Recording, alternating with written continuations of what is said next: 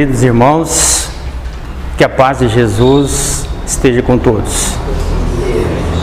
É um prazer muito grande estarmos aqui reunidos com vocês, que nós somos vizinhos, né? Eu frequento o Ney Amor, aqui pertinho, e os companheiros aqui presentes também já trabalhamos juntos e estamos trabalhando até hoje. Isso é fundamental na nossa vida, essa interação que faz parte do nosso progresso. Concordam? Então é muito importante essa troca de ideias. O estudo que nós vamos fazer aqui hoje é um bate-papo, não é bem uma palestra. Eu não sou palestrante, nós somos conversadores. O importante é a gente conversar e falar dessa doutrina maravilhosa que preenche as nossas vidas nos momentos tranquilos e difíceis. De qualquer forma, estamos inseridos em um planeta ainda em provas e expiações, partindo para a regeneração. Estamos em transição. E nessa transição que nós estamos passando, estamos sentindo um peso muito forte no que diz respeito à nossa condição ainda, e já percebendo os ares da regeneração, que os Espíritos dizem ser o mundo mais evoluído, e é. Só que como é um planeta, uma situação de uma elevação maior, ainda estamos muito agarrados no nosso sistema. Estamos muito próximos ainda da nossa iniciação no egoísmo. Então nós estamos mais próximos à nossa realidade anterior do que essa posterior. Então nós estamos sentindo esse peso. Exige mais do ser humano, exige mais trabalho, mais estudos, mais pesquisas. É uma situação totalmente diferente e que o trabalhador impera. Então hoje nós percebemos as criaturas de um modo geral reclamando muitas coisas anteriores, de facilidades, de férias, de descanso. E só falamos em dificuldade financeira, de emprego, disso e aquilo. Mas a gente percebe que o mundo está numa revolução interior do ser humano.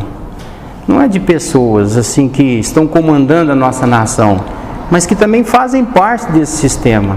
Todos nós estamos com problemas. E o principal causador de tudo isso, a gente percebe que é o nosso sistema familiar, que não está regredindo. A gente percebe que ele está evoluindo. Só que essa evolução, nós percebemos as dificuldades de acertarmos os ponteiros com a nova etapa.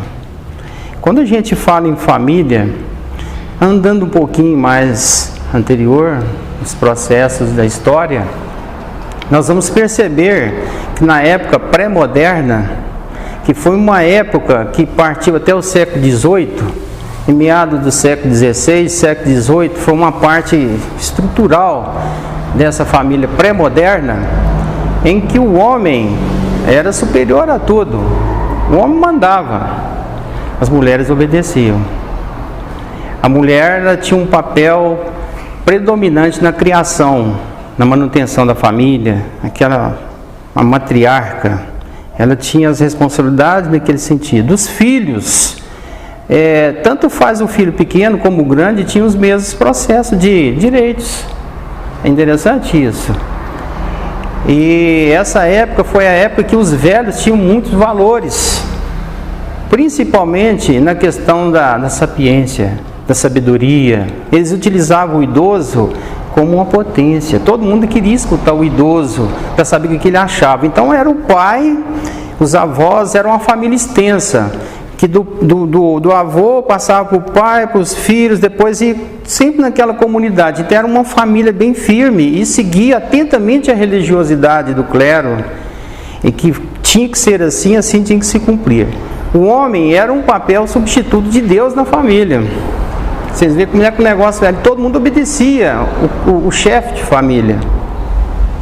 Aí, na época moderna, que depois, até no século XVIII para XIX, até 1960, nós vamos ver a família moderna, que não é essa nossa ainda.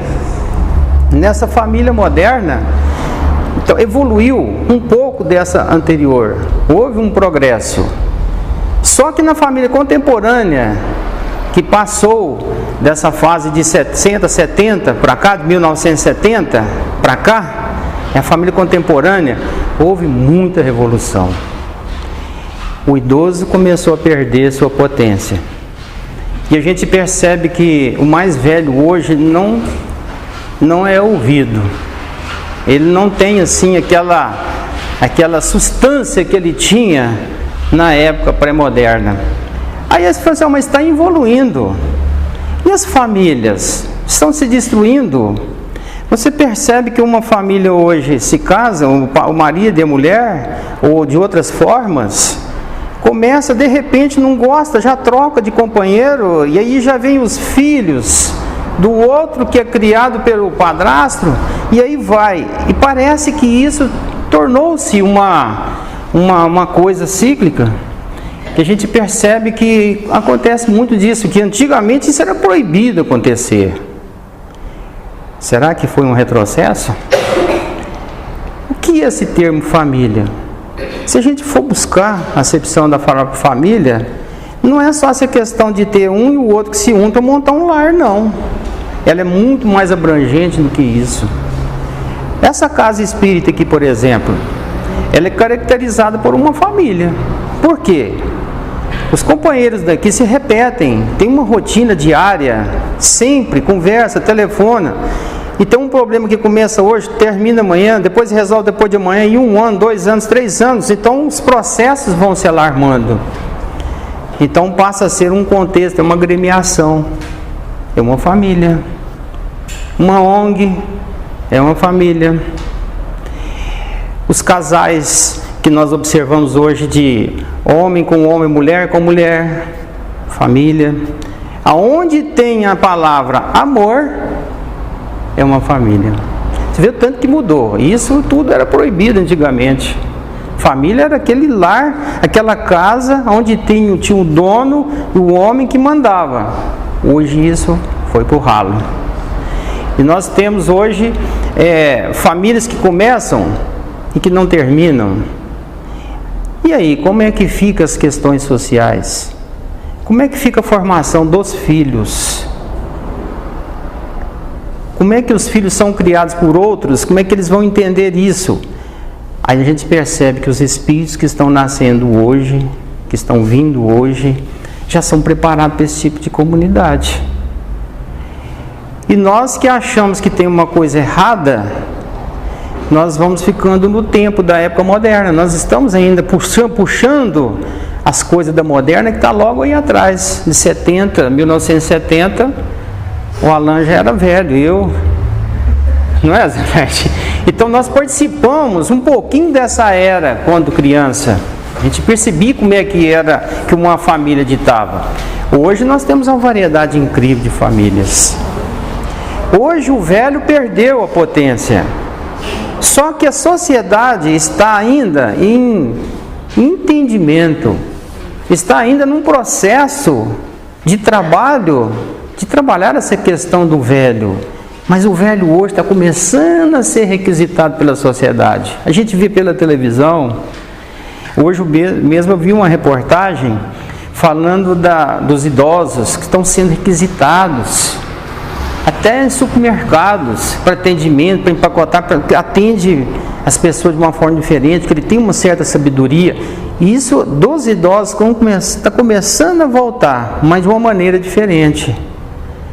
Então a gente percebe que nós estamos na época de sentir essa transformação, nós estamos no ápice dessa transformação. E com certeza as coisas vão se endereçando pelo caminho certo. O que tem um casal, por exemplo, 2 homens cuidar de uma criança e que ali se torna um processo de um amor, de um carinho? Foi uma opção que eles tiveram. E a prova também dessa criança nesse caminho? Como é que nós entendemos essas questões na sua programação reencarnatória? Será que ele não precisava de nascer nessa situação? Será que ele não provocou condições para estar nessa condição hoje? De ser um filho adotivo dessa condição? Então tudo isso chama-se como levar essas questões no dia a dia, como amar. As questões sexuais, se formos perceber, ela tem momentos mais da juventude. E vai passando o tempo, a própria organização física vai perdendo essas características. E o casal, mesmo héteros, eles se tornam amigos, companheiros. A parte sexual vai deixando de existir. Quanto mais velho, vai acontecendo isso. Não tem nada a ver os casais mais velhos que ainda gostam dessas coisas. É normal, faz parte da vida. Mas a tendência é isso acabar. Até o organismo físico vai perdendo aquele estilo. A gente percebe que o homem, que de determinada idade, ele tem que fazer os exames de hormônios para ver como é que está. E aquilo vai perdendo, a testosterona vai chegando num ponto que ele não tem mais essas condições. Isso a natureza dá essas regras, a mulher pela mesma forma. Então, o que vai caracterizando a família, o lar, é amor, é carinho, companheirismo. Aí que entra os processos do dia a dia das chamadas antipatias que aparecem no lar. Como um filho que aparece já antipático, a mãe, o pai, ou a mãe com o pai com os filhos, que não gostam dos outros, e vem o outro filho, X, o outro Y. Aí de repente o pai fala assim: eu crio os 3 filhos iguaizinhos. Não é. Ele fala porque ele quer criar os filhos iguais. Mas na verdade, no fundo do coração ali tem o sujeito, o Beltrano e o outro. E cada indivíduo tem uma relação diferente com esse indivíduo, com o pai ou a mãe. Isso traz de outras vidas, de outras encarnações. Não podemos dizer que a antipatia, ela está descrita somente para a condição que você fez algo de errado com alguém, ele está junto com você. Se você pensa diferente do outro, se tem outros canais de pensamentos, pode ser a primeira vez que nós vamos encontrar esse indivíduo, nós vamos ter antipatia por ele. Por quê? Porque nós não cruzamos as nossas ideias, e ele sabe pelo pensamento, pelo que você extravasa. Se você chegar num consultório, tiver todo mundo sentado, ninguém conversar nada, só de sentar ali, alguma coisa diz que você tem alguma tendência para aquele indivíduo ou para aquele outro. Não. Só de olhar. Mas se você não foi com a cara desse sujeito, é ou não é assim? Por que isso? Ele não falou nada, ele não gesticulou, não fez nada comigo. Por que eu senti isso? Isso vem da alma, ela extravasa. É como se a gente percebesse o hálito mental dele sentado ali do meu lado. E nós somos espíritos também. Por que não perceberíamos? Só porque estou encarnado? Não são as palavras que dizem isso, mas o meu comportamento e o dele. Alguma coisa diz, não está dando, não está batendo. É ou não é assim? Então, se eu encontrar alguém no meu lar, que um espírito que nasce pela primeira vez no meu lar, ele tem um nível de ideias, de pensamentos, pode não bater com o meu. É claro que vai produzir uma antipatia ali, sendo que jamais vivemos juntos.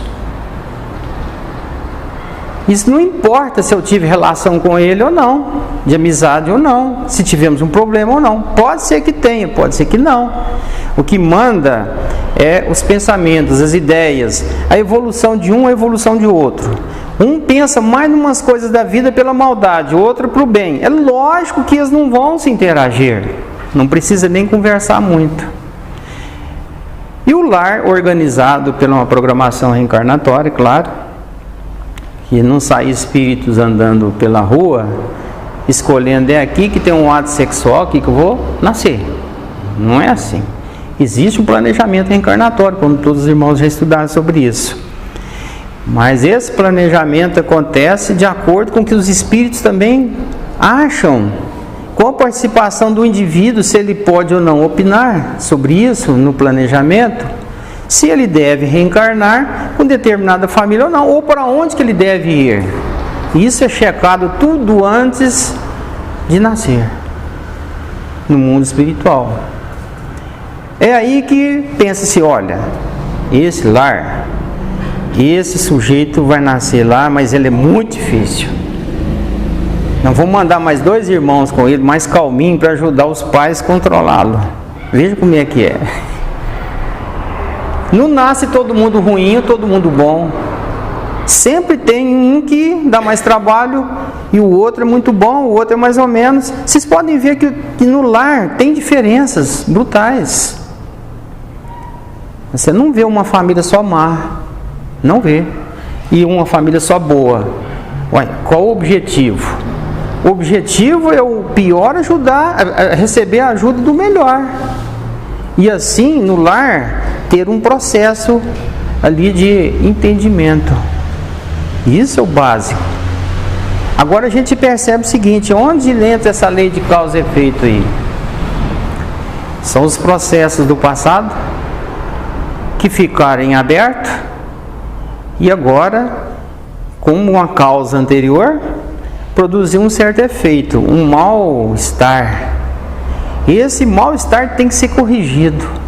Quando a gente fala lei de causa e efeito, nós temos uma causa originária, se formos analisar, fomos criados por Deus, que é a causa primária de tudo. Foi ou não foi? Aí depois que você entra em ação, você começa a provocar suas causas. E daí vem os efeitos. O efeito já é uma causa para um próximo efeito. Não dá nem tempo de você pensar. Porque todo efeito acaba sendo uma causa de um próximo efeito. Veja bem, por isso as coisas vão andando. Você tem chance de mudar pelo efeito que você está hoje, de uma proposta de uma nova causa para recuperação. Porque se você levar pelo mesmo caminho, o seu efeito será uma causa igual ao próprio efeito. E aí você está perdendo tempo. Uma encarnação, pós-encarnação, você vai ficar milênios na mesma condição, sem evoluir muito. Então eu tenho que me preocupar nessa minha nova semeadura, nesse novo entendimento, o que fazer agora que eu estou colhendo. Qual vai ser meu replantio? É a mesma coisa? Se for a mesma coisa, vai continuar assim. Porque os espíritos não vêm nos avisar, ó, você está errado, anda rápido para você aproveitar essa vida. Eles não vão fazer isso. É opção sua, é livre-arbítrio seu, de querer ou não nessa encarnação aproveitar o tempo que lhe foi dado. Então é por isso que devemos nos ater muito a isso e pensar, o que eu estou fazendo hoje? Qual a minha proposta de hoje para fazer uma certa renovação? As experiências vividas nesses milênios nossos aí, anteriores, elas guardam o seu substrato no recôndito de cada um. O que é isso? Esse substrato é uma essência que esse tempo todo que você viveu em outras vidas, de desamor, descaso, onde você errou mais, errou menos, você traz tudo isso, não está eliminado não, porque você viveu de novo. Não, isso tudo que já passou já era, não. Tudo é acumulado no seu recôndito de hoje como uma reserva. Se não foi um substrato bom, você ainda tem pendências. E essas pendências desse substrato, ela tem pontos que você errou mais ou menos. Esses pontos são referências que ficam arquivadas no seu subconsciente. Então, quando você pega tudo isso e traz para o presente, que seria o piso que você se movimenta, que esse presente nosso, o nosso consciente, e que traz todo esse subconsciente para cá, com essas coisas gravadas no seu recôndito, no seu íntimo, está tudo ali gravado, até as pessoas que você desamou, até as pessoas que te feriram, o egoísmo, o orgulho, tudo você traz para hoje. Aí você é um novo ser. Um menino bonitinho. Nossa, olha a carinha dele. Que menino lindo. Não tem um defeito. Quando nasce. Uma maravilha de criança. E neném mexe com os bracinhos tudo. Mas você vê como é que a encarnação é uma coisa bonita. É uma proposta de um começo, entre aspas. Ele é um espírito velho. Ele é um espírito que ele traz desse recôndito, está dentro, está com ele. E uma hora vai florescer. Indiretamente. Ele pode não lembrar de nada, porque tem o esquecimento do passado. Não vai lembrar de nada. Mas tudo isso está com ele. Aquele menininho novo, pequenininho, bonitinho, vai crescendo e já vai mostrar as garrinhas. É ou não é assim? Menino de 3 anos, você já começa a ver. Como é que vai ser esse menino? Esse menino está difícil. Esse menino só bate nos outros meninos, por quê? Ele está começando a botar as asinhas de fora desse recôndito que está nele. E ele vai mostrando realmente o que ele é.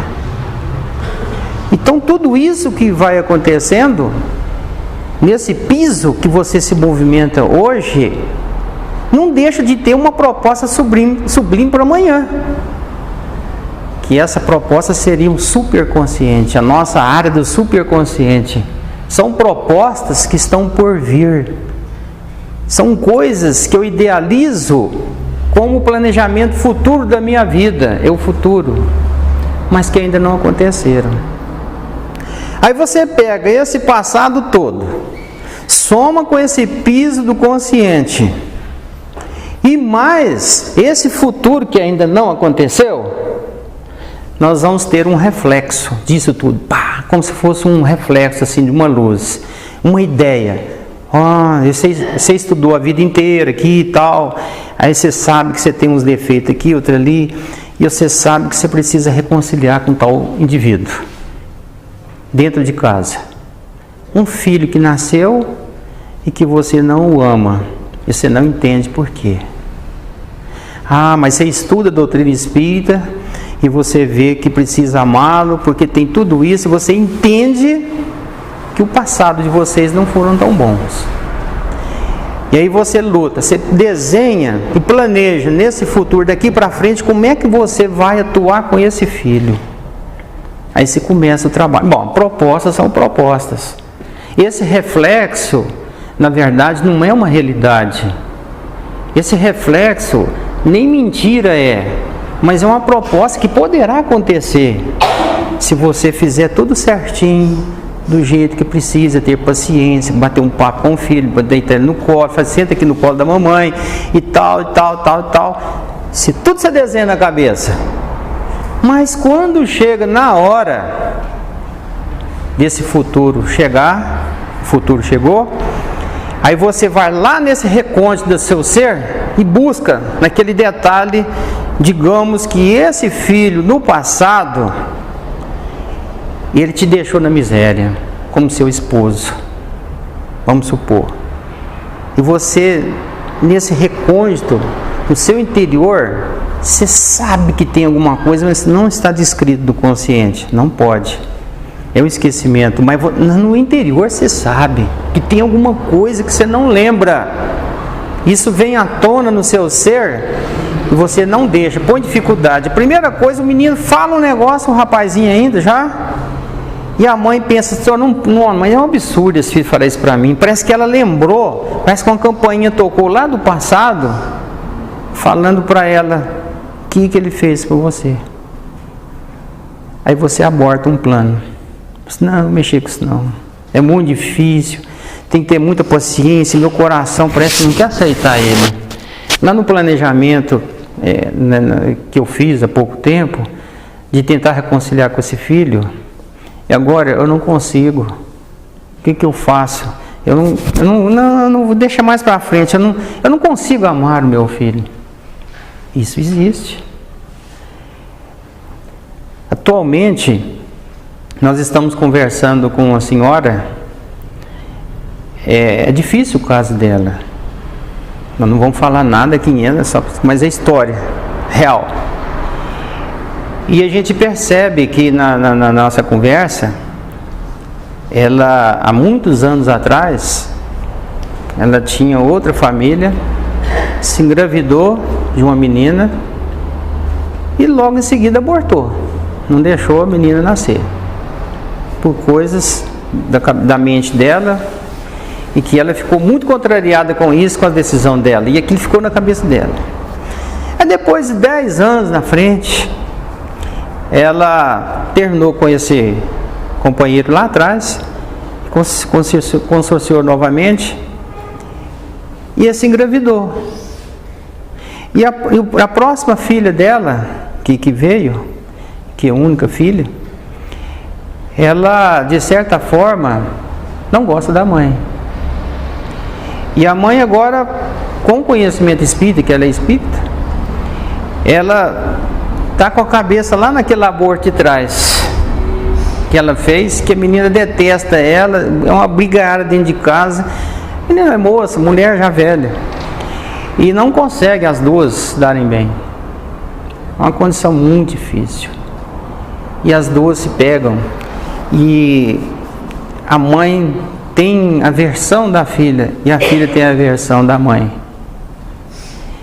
Então, esse caso, não estamos querendo dizer que é a mesma menina que não conseguiu nascer, que voltou, mas vai saber.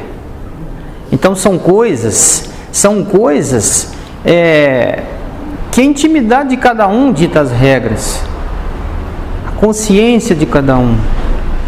É uma situação embaraçosa. Ali nós temos, numa existência, se for o caso, uma causa que originou uma coisa, que é um efeito, e depois o próprio efeito que provocou uma outra causa.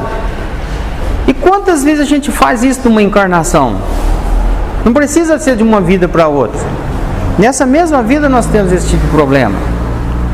Como outro caso também de uma mãe que em 28 anos de vida do filho, sempre combateve a doutrina espírita, falando mal, que não aceitava, e aí o filho já nasceu com problema, e psicólogo aqui, psiquiatra ali, 28 anos de luta, resistindo, depois de procurar tudo que é coisa no Brasil inteiro, cansada, chega para você e diz assim: por favor, me ajude.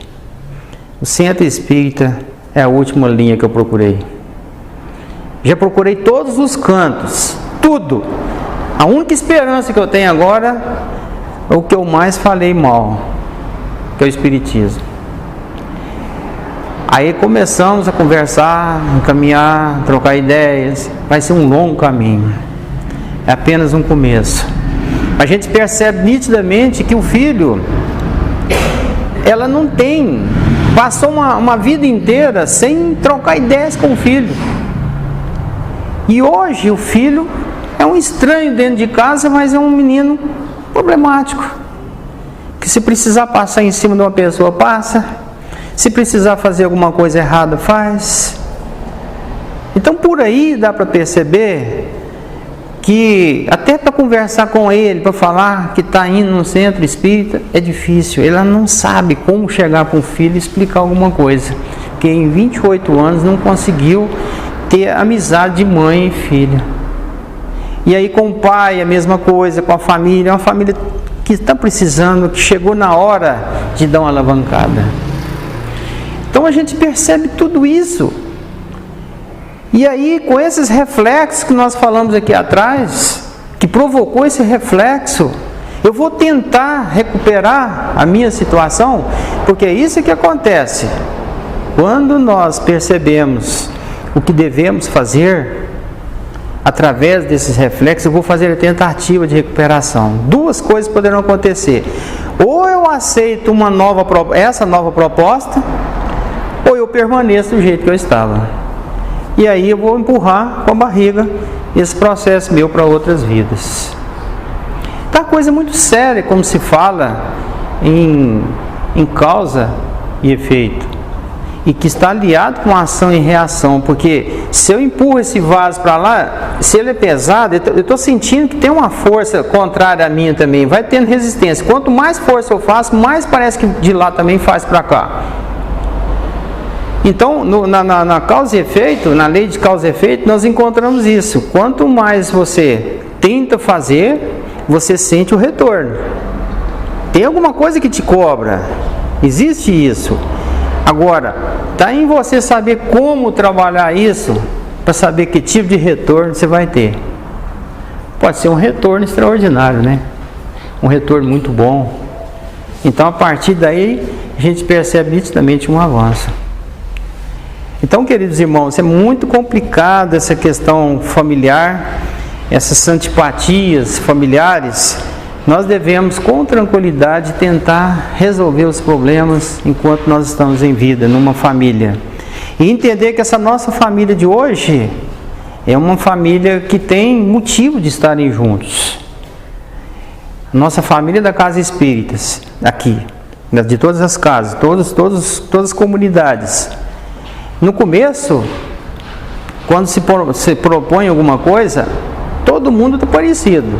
Aí vai convivendo, vai aparecendo os problemas. Menos aqui, né? Aqui deve ser tudo certinho. Mas nas outras casas espíritas que a gente conhece, na nossa, em outras para lá, nos parentes lá, tudo tem problema. A família espírita precisa, de certa forma, pensar melhor nessas questões. Quando houver alguma rixazinha, alguma coisa, lembrar, ora, isso não pode continuar, está brotando alguma coisa negativa. Vamos pensar como fazer isso para a gente conseguir vencer esse galardão. Porque se você, além das antipatias que existem no meio nosso, que tem, é normal, nós temos a diversidade, nós temos diferenças. Se fôssemos todos iguais, não teria sentido nos reunir. Se nós nos reunimos é para ajustar os nossos ponteiros. Esse crescimento espiritual, igual a família da Terra, no geral, ela está em ebulição porque é necessária essa ebulição. Porque se não houver lutas para descobrir, o homem não evolui. E o homem evolui na diversidade. Nós não evoluímos como eremita que vai lá para o deserto e só fica olhando a areia. Ou lá na beira do rio, só vai todo dia, pega um peixinho e come ali. Não tem problema, que ninguém que me incomoda. Mas ele não está crescendo. Ele simplesmente está aproveitando o eu dele. Aqui eu mando, aqui eu faço do jeito que eu quero. Não, o processo bom mesmo, se ele estiver no meio das coisas que todo mundo não concorda com ele tem que refletir que se está certo ou está errado. Porque nós que estamos aqui na Terra não temos a palavra final. Nós estamos crescendo ainda, nós estamos muito embaixo. É para isso que nós trabalhamos com a diversidade. É para isso mesmo que entendemos um ao outro, um fala uma coisa, às vezes uma criança fala um negócio, você não tem que repugnar a criança. Por que esse menino falou isso? Ele tem 7 anos, mas e ele como espírito? Que bagagem que ele tem? Vamos ouvir, por que aquele menino falou isso? Por que aquela pessoa mais velha falou isso? Porque a pessoa não sabe nem conversar direito, mas ele falou uma coisa interessante, vamos questionar. Não, nós não fazemos isso, não. É desse jeito, eu estudei assim, então eu estou dentro, eu falo melhor e tal. Vamos ouvir não, porque não está muito certo a cabeça. Não podemos fazer isso. Devemos valorizar o ser humano em todos os aspectos possíveis, principalmente os idosos. Que os idosos têm uma vida inteira para contar. Não só histórias, mas as vidas difíceis que passou na vida e que a juventude ainda não presenciou. Mas o idoso precisa do jovem, porque o jovem é uma proposta nova para a próxima geração. E se ele está para a próxima geração, ele tem coisa boa também para falar. Se somar essas duas coisas, vai dar um rock danado. Vai ser muito bom. Mas para isso a gente precisa ter paciência, precisa compreender, precisa entender uns aos outros. A gente tem notícia que muitas casas espíritas hoje tem 2, 3 grupos de pessoas diferentes. Difícil de dominar, de conversar. Mas tem que se ajustar. Com o conhecimento espírita, eles estão entendendo que precisa trocar ideias. E assim todo mundo está crescendo. A gente vê a diversidade, vê as discussões, mas vê progresso. Para descer uma escada é muito fácil. É só jogar o corpo e que as pernas vão. Mas para subir degraus é difícil. Cada degrau que você sobe, você sente, às vezes, o peso da idade, né, das forças físicas. Então, assim é a mesma coisa para a gente aceitar, às vezes, uma coisinha que não era para ser aceita, mas que não faz mal. Aceita, não vai ter problema, não vai ferir ninguém, deixa passar. Você vai ter que pintar de novo, não fica falando não, essa tinta que bom, vai ficar bonito, deixa pintar. Aí chega, mas não, a mãe tem que pintar de novo, ficou muito berrante. Então tá certo, pinta de novo. É fácil conviver. Se uma pessoa fala uma coisa, não vamos contrariar ela não. Agora, se ela falou uma coisa gritante que vai desmanchar, você chega e fala assim, como é que eu vou fazer para chegar nela e falar? Mas você chega dos lados, das beiradas, não fala direto não, até ela entender, sem ser preciso de você corrigi-la. Ninguém gosta de ser corrigido, porque o orgulho ainda é muito forte em nós, de quem fala e de quem recebe. Então, por isso, lidar com o ser humano, principalmente os mais próximos, é lidar com ovos. Não podemos deixar o ovo quebrar. Importante trabalhar, juntar as cartelas todas, sem deixar quebrar um ovo. Essa é a proposta do Cristo, e devemos sempre pensar nesse sentido. Nós separamos uma mensagem aqui, no Caminho, Verdade e Vida, da Semeadura 35, vamos lê-la que eu achei interessante. Semeadura. Tendo sido semeado, cresce. Jesus de Marcos. É razoável que todos os homens procurem compreender a substância dos atos que praticam nas atividades diárias. Ainda que estejam obedecendo a certos regulamentos do mundo que os compelem a determinadas atitudes, é imprescindível examinar a qualidade da sua contribuição pessoal no mecanismo das circunstâncias, porquanto é da lei de Deus que toda semeadura se desenvolva. Qualquer tipo de semeadura que nós fizermos, ela vai nascer. Que semeadura é essa que nós estamos falando? Todas. Boas ou más. Tem semente boa e tem semente má. Se eu semear semente boa, o que eu vou colher? Frutos bons. E se eu semear semente ruim, vamos colher espinhos. Então depende da semente, né? O bem semeia a vida, o mal semeia a morte. O primeiro é o movimento evolutivo na escala ascensional para a divindade. O segundo é a estagnação. Muitos espíritos, de corpo em corpo, permanecem na Terra, com as mesmas recapitulações durante milênios. A semeadura prejudicial condicionou-os à chamada morte no pecado. Atravessam os dias, resgatando débitos escabrosos e caindo de novo pela renovação da sementeira indesejável.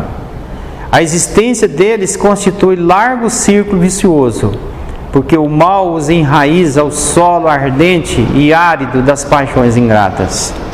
Somente o bem pode conferir o galardão da liberdade suprema, representando a chave única suscetível de abrir as portas sagradas do infinito à alma ansiosa.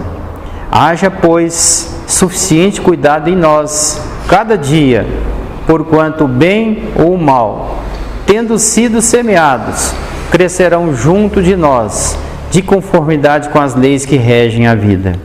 E essa semeadura, queridos irmãos, a gente deixa essas palavras finais para dedicarmos atenção especial às crianças. Criança é uma coisa fabulosa.